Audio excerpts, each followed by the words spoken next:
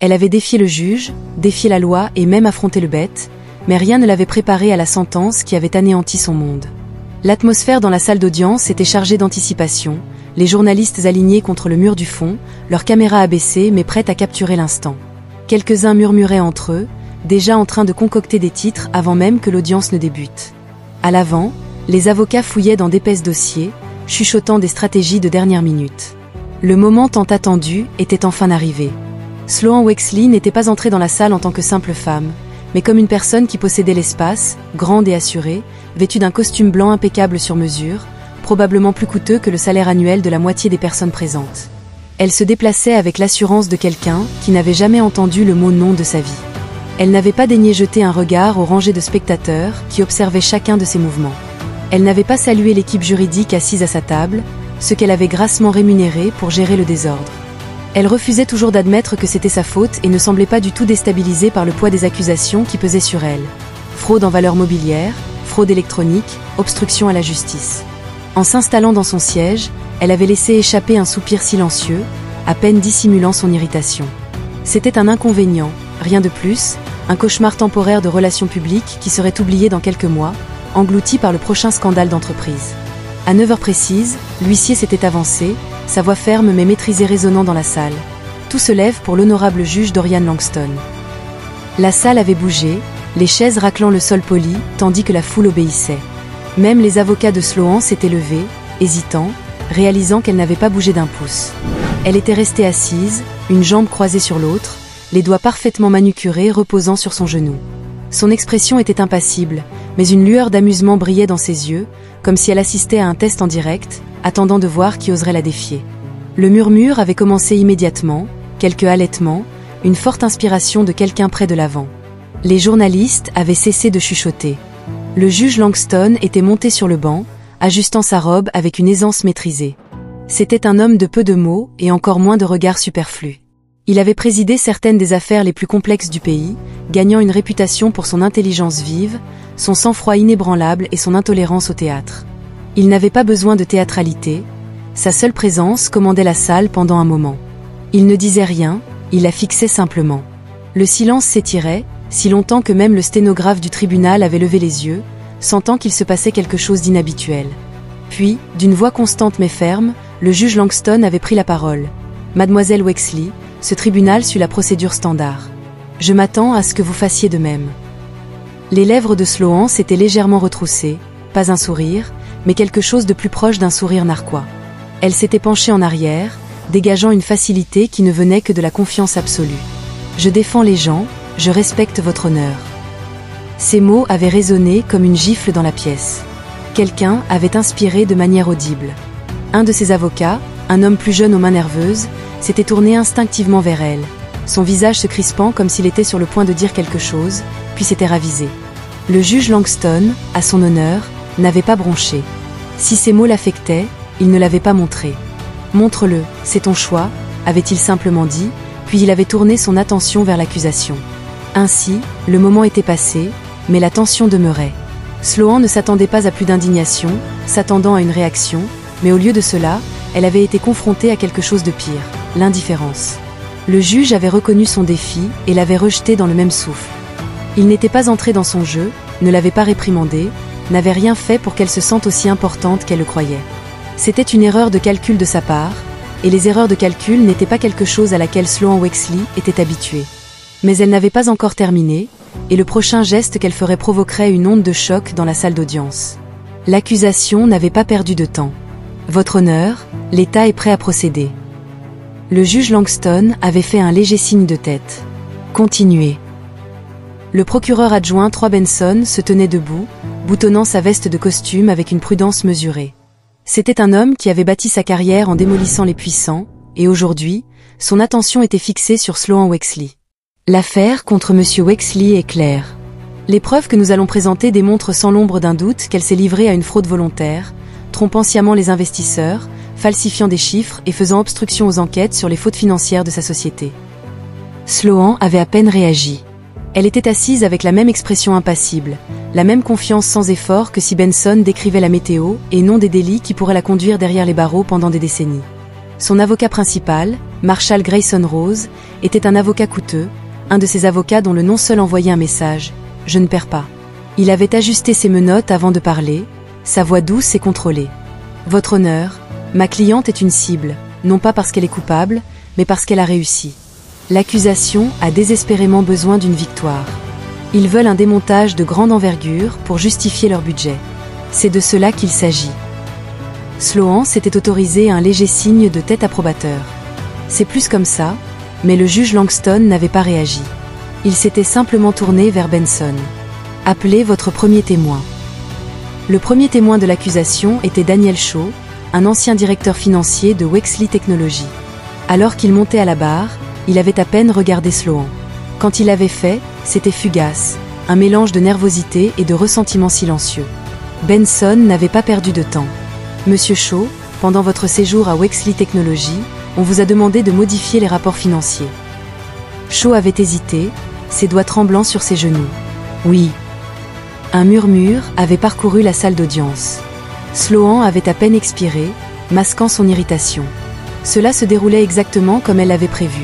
Le défilé des soi-disant lanceurs d'alerte désireux de la dépeindre comme la méchante. « Et qui vous a donné cette instruction ?» avait insisté Benson. Shaw avait dégluti. « Mademoiselle Wexley. » Cette fois, la réaction fut plus forte. L'un des journalistes griffonna quelque chose avec frénésie, le bruit de son stylo ponctuant le lourd silence. Sloan laissa échapper un rire discret, un petit moqueur dédaigneux, juste assez fort pour être entendu. C'était le genre de rire qui disait « c'est ridicule, je refuse de le prendre au sérieux ». Le regard du juge Langston vacilla vers elle, mais avant qu'il ne puisse dire quoi que ce soit, elle fit quelque chose que personne n'attendait. Elle se leva, sa chaise raclant le sol poli, tranchant la tension comme une lame. Marshall Grayson se raidit. Il se tourna vers elle, ses lèvres s'entr'ouvrant à peine comme s'il voulait dire « asseyez-vous », mais savait qu'il ne fallait pas essayer.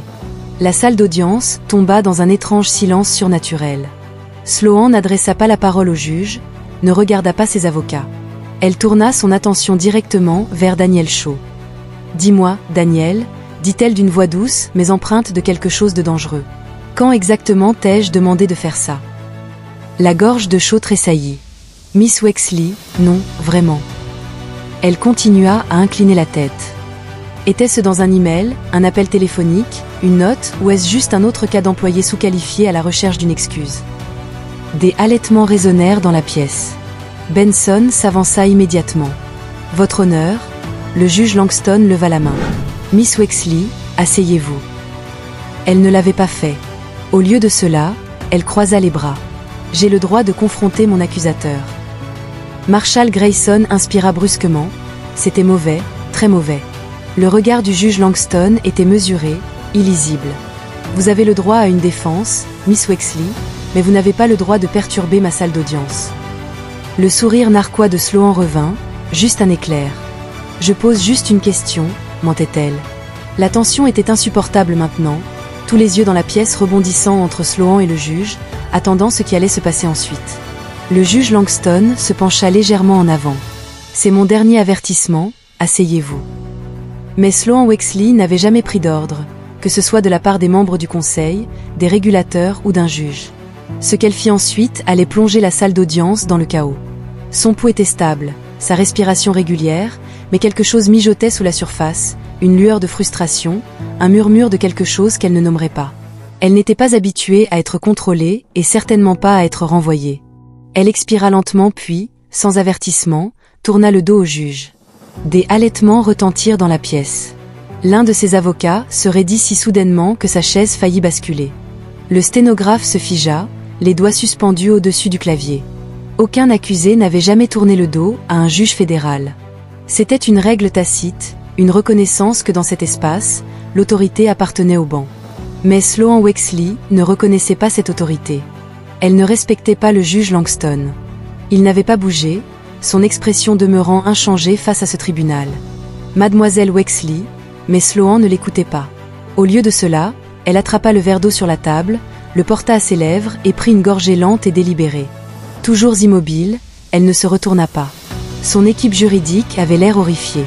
Un de ses avocats juniors, ses mains agrippant si fort la table que ses jointures devenaient blanches, se pencha comme s'il était sur le point de murmurer quelque chose, mais il n'en eut jamais l'occasion car la voix du juge Langston trancha le silence comme une lame. Une onde de tension s'écrasa sur la pièce, et puis cela arriva. Le BFF s'avança, un grand homme aux larges épaules. Voix carrée stable. « Madame, j'ai besoin que vous vous retourniez et fassiez face au juge. » Sloan ne bougea pas, ne broncha pas, ne le reconnut pas du tout. Toute sa posture était un message. « Je ne vous réponds pas. » L'air dans la salle d'audience avait changé. Les spectateurs pouvaient le sentir maintenant, quelque chose de plus que de la tension, plus que de l'arrogance. Un défi pur, un défi téméraire. Et puis, sans un mot, le bête tendit la main vers son bras. Au moment où sa main la toucha, tout explosa. Sloan Wexley, milliardaire, reine d'entreprise, icône intouchable, craqua. Elle arracha son bras d'un coup sec et violent, se tordant hors de l'emprise du BFF. Le mouvement fit s'écraser son verre d'eau au sol, se brisant sous l'impact. Quelqu'un cria, des papiers froissés volèrent. Les avocats se levèrent d'un bond, un agent de sécurité avança une main flottant près de sa ceinture. La respiration de Sloan était plus lourde maintenant, ses épaules se levaient et s'abaissaient. Pour la première fois, quelque chose vacilla dans ses yeux. Pas d'arrogance, pas d'amusement, mais une rage incontrôlée. Le juge Langston expira lentement, ses doigts entrelacés, mais son regard restait inébranlable. « Mademoiselle Wexley, vous venez de commettre une erreur très coûteuse. » Sa mâchoire se serra, ses ongles s'enfoncèrent dans sa paume et pour la première fois depuis son entrée dans cette salle d'audience, Sloan réalisa qu'elle n'avait plus le contrôle. Plus maintenant, car les conséquences de ses actes venaient juste de commencer. La salle était figée. Sloan Wexley, la femme qui avait dominé les salles de conseil, démantelé ses rivaux et dicté les règles de son propre empire, se tenait maintenant au milieu d'une salle d'audience face à la seule chose qu'elle ne pouvait pas manipuler, les conséquences. Elle savait comment exercer le pouvoir, l'argent, l'influence et les connexions, mais aucune de ces choses n'avait d'importance ici. Le juge Langston s'était légèrement penché en avant, sa voix mesurée et inébranlable lorsqu'il avait pris la parole. « Mademoiselle Wexley, ce tribunal n'est pas votre salle de conseil. Votre richesse, votre statut, rien de tout cela ne change le fait que, dans cet espace, vous êtes une accusée et que vous serez traitée comme telle. » Sloan avait inspiré profondément, ressentant le poids de centaines de regards pesant sur elle, tandis que les journalistes griffonnaient furieusement, certains rédigeant déjà des gros titres. Son équipe juridique était assise, rigide, la regardant comme si elle venait de mettre le feu à sa propre défense. Elle devait reprendre le contrôle. Elle avait ajusté sa veste, forcé une lente inspiration, puis, avec l'arrogance qu'elle avait cultivée toute sa vie, avait redressé les épaules et levé le menton avec tout le respect qui lui était dû. « Votre honneur » avait-elle dit d'une voix douce, « je ne résistais pas, j'étais simplement mal à l'aise d'être prise. » Le regard du juge Langston était resté impassible. « Vous avez refusé de vous conformer à un ordre direct de ce tribunal. »« Je n'ai pas refusé, » avait-elle répliqué. Un sourire narquois avait étiré le coin de ses lèvres. « Je n'ai tout simplement pas répondu dans le délai que vous souhaitiez. » Un silence tendu avait suivi, puis le juge Langston avait frappé son maillet d'un coup contrôlé contre le banc. Sa meilleure amie s'était avancée à nouveau, plus délibérément cette fois. « Mademoiselle Wexley, je vous tiens pour outrage au tribunal. » Cela avait eu l'effet d'un coup de poing. Même ses avocats, des professionnels chevronnés habitués à gérer les crises, avaient semblé recevoir un coup au ventre. L'un d'eux, l'associé junior qui n'avait presque pas parlé depuis le début du procès, s'était couvert la bouche comme s'il venait d'assister à un accident de voiture. Sloan avait cligné des yeux, méprisante. Elle avait déjà entendu ce terme auparavant, elle savait ce qu'il signifiait, mais cela ne s'était jamais appliqué à elle jusqu'à présent. « Êtes-vous sérieux ?» Sa voix était plus calme cette fois, contrôlée mais teintée d'une étrange incertitude. L'expression du juge Langston était restée impassible. « Vous devez être placé en détention pour le reste de la procédure d'aujourd'hui. Vos avocats pourront demander une requête en remise en liberté après l'ajournement du tribunal. » Une onde de choc avait traversé la foule. La salle d'audience avait explosé, les journalistes se bousculant pour capturer le moment. Une femme assise près du fond avait murmuré « Oh mon Dieu !» Les mains de Sloan s'étaient resserrées en poing. Ce n'était pas ainsi que les choses étaient censées se passer. Elle n'était pas censée perdre. Mais lorsque l'huissier s'était placé derrière elle, et qu'elle avait senti la prise ferme et indéniable du contrôle lui être arrachée, quelque chose en elle avait craqué. Elle s'était retournée. On ne peut pas être sérieux. Mais le juge Langston était déjà passé à autre chose, ne la regardant plus. Pour lui, elle n'était plus le centre de l'univers. Et pour la première fois de sa vie, Sloan Wexley devait faire face à une réalité à laquelle elle n'était pas préparée. Elle n'était plus intouchable. Le clic métallique des menottes n'était pas seulement un bruit, c'était un changement de pouvoir. Les bras de Sloan avaient été tirés derrière son dos, les poignets enfermés dans de l'acier froid. Et pour la première fois depuis son entrée dans cette salle d'audience, elle avait ressenti le contrôle lui glisser entre les doigts. Les caméras avaient tout capté, les journalistes s'étaient rapprochés, leurs objectifs braqués sur la femme qui avait autrefois dominé le monde de la technologie, maintenant réduite à une accusée menottée. Ses avocats s'étaient déjà bousculés. Marshall Grayson s'était avancé, la voix sèche et urgente. « Votre honneur, nous demandons une annulation immédiate de l'ordonnance d'outrage. » Madame. Wexley était simplement. Le juge Langston avait à peine levé les yeux. Non. Sloan avait serré la mâchoire, son souffle se faisant court dans sa poitrine, non pas par peur, mais par rage. Elle avait été dans des salles de conseil avec des rois et des présidents. Elle avait négocié des contrats de plusieurs milliards de dollars dans des bureaux de grande hauteur où des juges comme Langston ne pourraient jamais mettre les pieds. Et maintenant, elle se tenait là, menottée comme une criminelle. L'huissier s'était déplacé pour la guider vers une cellule de détention, mais avant qu'il ne puisse le faire, Sloan Wexley avait fait quelque chose que personne n'attendait. Elle s'était tournée vers le juge Langston et avait dit « Dites-moi quelque chose, juge », sa voix résonnant dans la salle d'audience silencieuse. « Auriez-vous fait cela si je n'étais pas qui je suis ?» La question flottait dans l'air, délibérée, un piège, un geste qu'elle avait utilisé d'innombrables fois pour forcer l'opposition à remettre en question sa propre autorité, semer l'idée de partialité, les mettre sur la défensive. Un pari dangereux, mais le juge Langston n'avait pas mordu à l'hameçon. Il avait laissé le silence s'installer juste assez longtemps pour lui rappeler qui contrôlait cet espace. Puis, avec un calme bien plus puissant que n'importe quelle explosion, il avait parlé. « Mademoiselle Wexley, vous vous tenez devant ce tribunal non pas à cause de qui vous êtes, mais à cause de ce que vous avez fait. » Une seule phrase, une phrase qui avait résonné plus lourdement que tout ce qu'elle lui avait lancé. Parce que c'était la vérité. Sloan avait senti son estomac se tordre. Pour la première fois, elle avait vu quelque chose dans les yeux du juge Langston qu'elle n'avait pas remarqué auparavant. Pas de colère, ni même d'autorité, mais de la certitude.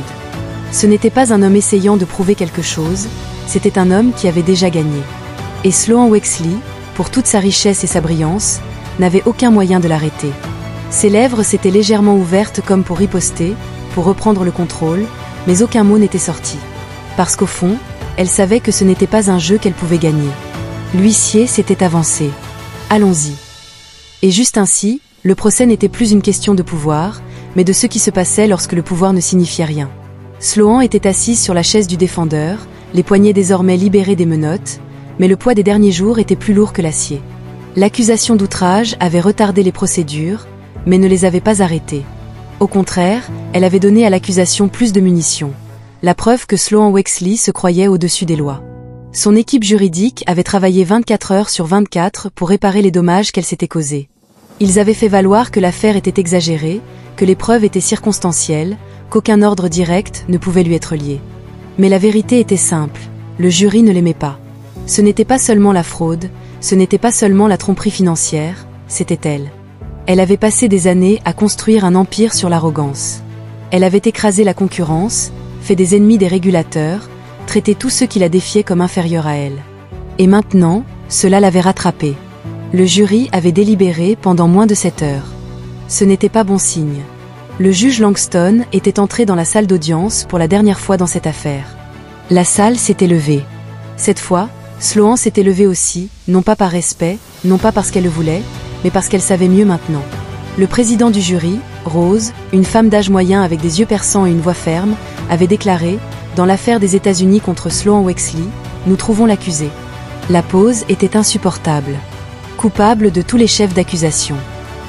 Un silence, puis une vague de murmures étouffés, un souffle brusque de l'un de ses avocats, un bruissement de mouvement de la presse alors qu'il prenait des notes. Sloan n'avait pas bougé, n'avait pas cligné des yeux, n'avait pas réagi, parce que cela n'était pas censé arriver. Elle avait toujours supposé qu'elle s'en sortirait, peut-être avec une amende, peut-être quelques excuses publiques, une réinvention stratégique avec l'aide d'agences de relations publiques. Pas ça. Son esprit avait à peine enregistré la voix du juge Langston alors qu'il s'adressait au tribunal. Étant donné la gravité de ces crimes et les efforts clairs et délibérés pour tromper les investisseurs et les organismes de réglementation, ce tribunal trouve approprié d'imposer la peine suivante. Il avait énuméré les accusations, les dommages, les peines qui seraient consécutives, un total de 18 ans. 18 ans. Elle s'était sentie éloignée de son propre corps. Ses avocats parlaient déjà, déposant des requêtes demandant des appels, mais rien de tout cela n'avait d'importance. Elle allait en prison, pas dans un complexe de col blanc où les milliardaires purgent leur peine avec des chefs privés et des cours de tennis. La prison fédérale de Sloan-Wexley, qui avait autrefois dicté l'avenir de la technologie, qui avait été en couverture de magazines en tant que symbole de pouvoir et de succès, n'était plus qu'un conte édifiant. Le regard du juge Langston avait rencontré le sien une dernière fois, et bien que son visage soit resté impassible, son message était clair. Le pouvoir n'a pas de sens quand on pense qu'on est au-dessus des conséquences. Le juge s'était encore avancé, et cette fois, Sloan n'avait pas résisté, parce que pour la première fois de sa vie, elle avait compris quelque chose qu'elle n'avait jamais compris avant d'avoir perdu. L'histoire de Sloan-Wexley n'était pas seulement une question de fraude. Il s'agissait de ce qui se passe lorsque l'arrogance vous aveugle à la réalité, lorsque vous croyez que vous êtes intouchable, lorsque vous pensez que les règles sont pour les autres. Le pouvoir ne vous protège pas éternellement, pas lorsque vous en abusez. Et à la fin, même le plus puissant tombe. Si vous avez trouvé cette histoire convaincante, assurez-vous de vous abonner pour en savoir plus. Faites-le moi savoir dans les commentaires. Pensez-vous que Sloan a eu ce qu'elle méritait ou que la punition était trop sévère ?